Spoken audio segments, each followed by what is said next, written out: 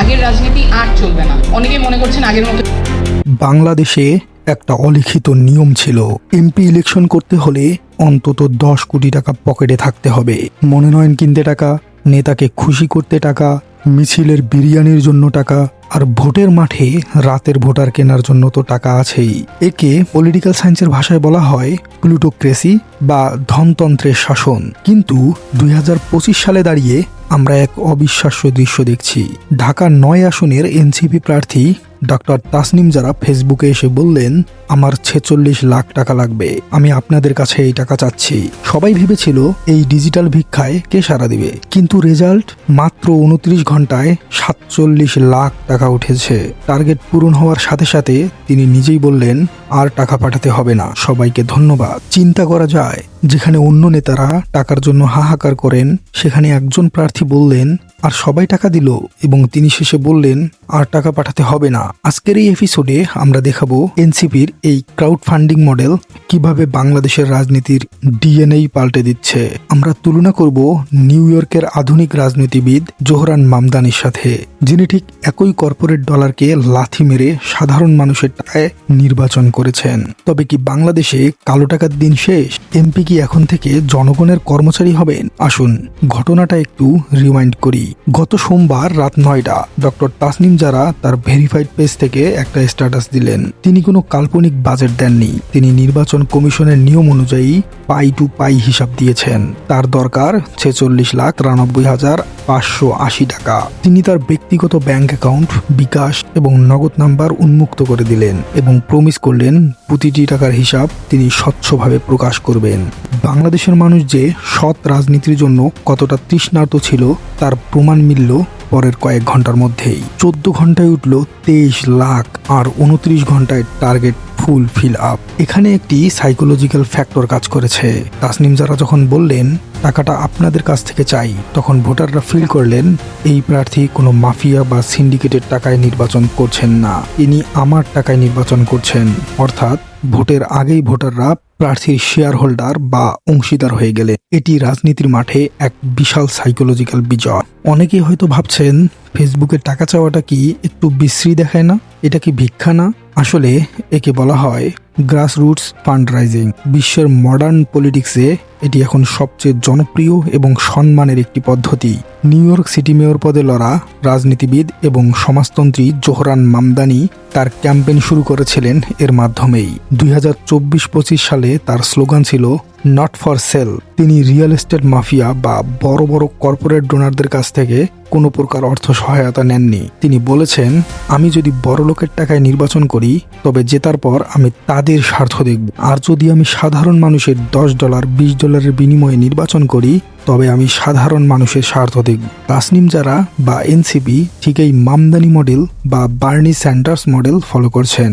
এটি ভিক্ষা নয়, এটি পলিটিক্যাল ইনভেস্টমেন্ট। যখন একজন রিক্সা চালক বা ছাত্র 10 টাকা ডোনেট করে, তখন সে আসলেই ওই 10 টাকার বিনিময়ে প্রার্থীর উপর তার অধিকার প্রতিষ্ঠিত করে। সে বুক ফুলিয়ে বলতে পারে, আমার টাকায় তুমি এমপি হয়েছো, আমার কাজ তোমাকে করতেই হবে। এবার আসা যাক ঢাকা 17 আসনের এনসিপি প্রার্থী ডক্টর তাসনুভা জাবিনের দিকে। তার অ্যাপ্রোচটি আরও ইন্টারেস্টিং এবং ফিলোসফিক্যাল। তিনি ডোনেশনের একটা ক্যাপ বা সীমা নির্ধারণ করে দিয়েছেন, সর্বোচ্চ 25,000 টাকা। তিনি বলেছেন, আমার কোনো এক ওয়েল উইশার 1 লাখ টাকা পাঠিয়েছিলেন, কিন্তু আমি কৃতজ্ঞতার সাথে তা ফিরিয়ে দিয়েছি। আমি চাই সবার থেকে অল্প অল্প করে, একজনের থেকে অনেক বেশি ফান্ড আমি চাচ্ছি না। কেন তিনি এমনটা করলেন? এর পেছনে আছে গভীর রাজনৈতিক প্রজ্ঞা। একে বলা হয় এন্টি অলিগার্সি স্ট্র্যাটেজি। যদি একজন ব্যবসায়ী আপনাকে 1 কোটি টাকা দেয়, তবে আপনি ওই একজন ব্যক্তির কাছে জিম্মি হয়ে যাবেন। সংসদে গিয়ে আপনাকে ওই ব্যবসায়ীর পক্ষে আইন পাশ করতে হবে। কিন্তু যদি আপনি 10,000 মানুষের কাছ থেকে 1,000 টাকা করে নেন, তবে আপনি কারোর কাছে জিম্মি নন, আপনি স্বাধীন। তাসনুভা জাবিন মূলত এটি নিশ্চিত করতে চেয়েছেন। তার নির্বাচনে কালো টাকার মালিক বা গডফাদার যাতে প্রভাব খাটাতে না পারে, সেজন্যই তিনি এই পদ্ধতি ফলো করেছেন। তিনি চেয়েছিলেন তার শক্তি হোক গণমানুষ, কোনো বিশেষ ব্যক্তি নয়। তাসনিম জারা এবং তাসনুভা জাবিন প্রমাণ করেছেন সততা থাকলে টাকা কোনো সমস্যা নয়। কিন্তু এনসিপির আরেক প্রার্থী দিলশানা পারুল সিরাজগঞ্জ থেকে যে স্লোগানটি তুলেছেন তা আরও বৈপ্লবিক। তার স্লোগান হলো, আমার টাকায় আমার এমপি এবং এই ক্রাউড ফান্ডিং নিয়ে এখন সুশীল সমাজ কি বলছে? এরশাদ আমলের সেই চাঁদা তোলা আর আজকের ফান্ডিং এর মধ্যে পার্থক্য আসলে কোথায়? এবং এই নতুন ধারা কি সত্যিই কালো টাকার নির্বাচনে ধস নামাতে পারবে?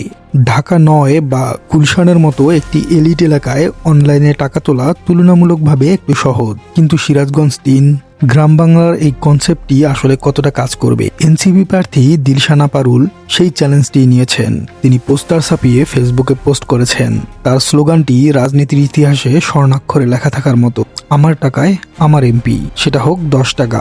এই স্লোগানটি একটি সাইকোলজিক্যাল রেভলিউশন। এতদিন গ্রামে ভোট হতো টাকা দিয়ে, ভোট কেনার উৎসব হতো, নেতারা চাল ডাল শাড়ি দিয়ে ভোট কিনতেন। আর দিলশানা পারুল উল্টো ভোটারদেরকে বলছেন, আপনারা আমাকে টাকা দিন। কেন?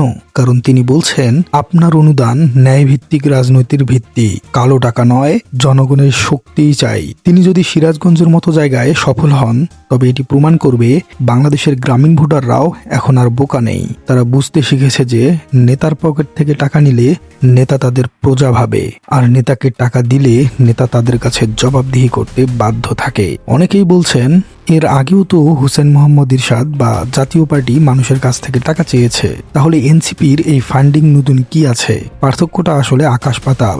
এরশাদের দল টাকা চেয়েছিল আদালতের রায়ে, জেল ও জরিমানার পর। সেটা ছিল এক ধরনের রাজনৈতিক করুণা, ভিক্ষা বা দলীয় কর্মীদের আবেগ ব্যবহার করে টাকা তোলা। সেখানে কোনো স্বচ্ছতা বা অডিট রিপোর্ট ছিল না। কিন্তু এনসিপির তাসনিম যারা বা তাসনুবা জাবিনরা যা করছেন তা হলো ইনস্টিটিউশনাল ফান্ডরাইজিং। তারা নির্বাচনের আগেই বাজেট ঘোষণা করেই ফেলেছেন। তারা ব্যাংক স্টেটমেন্ট পাবলিক করার প্রতিশ্রুতি দিচ্ছেন।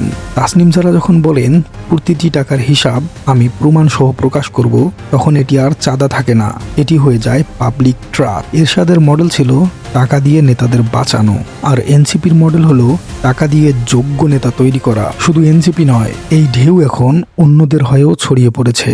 আমেরিকার রাজনীতিতে আলেকজান্দ্রিয়া ওকাসিও কার্টেজ বা নিউ ইয়র্কের জোহরান মামদানি যখন প্রথম নির্বাচন করেন, তখন কেউ তাদের চিনতই না, তাদের পকেটে টাকা ছিল না, কিন্তু তারা সোশ্যাল মিডিয়াকে কাজে লাগিয়ে lakh lakh dollar small donation তুলেছিলেন। এর ফলে কি হলো? যখন তারা ক্ষমতায় গেলেন, তখন তারা কোনো ওষুধ কোম্পানি বা রিয়েল এস্টেট কোম্পানির কাছে মাথা নত করেননি। তারা সরাসরি জনগণের পক্ষে আইন পাশ করেছেন। ২০২৫ সালে বাংলাদেশে তাসনিম যারা বা এনসিপি প্রার্থীরা ঠিক সেই পথেই হাঁটছেন। বিশ্লেষকরা বলছেন, এই নির্বাচন যদি সফল হয়, তবে আগামী দিনে মনোনয়ন বাণিজ্য বন্ধ হয়ে যাবে।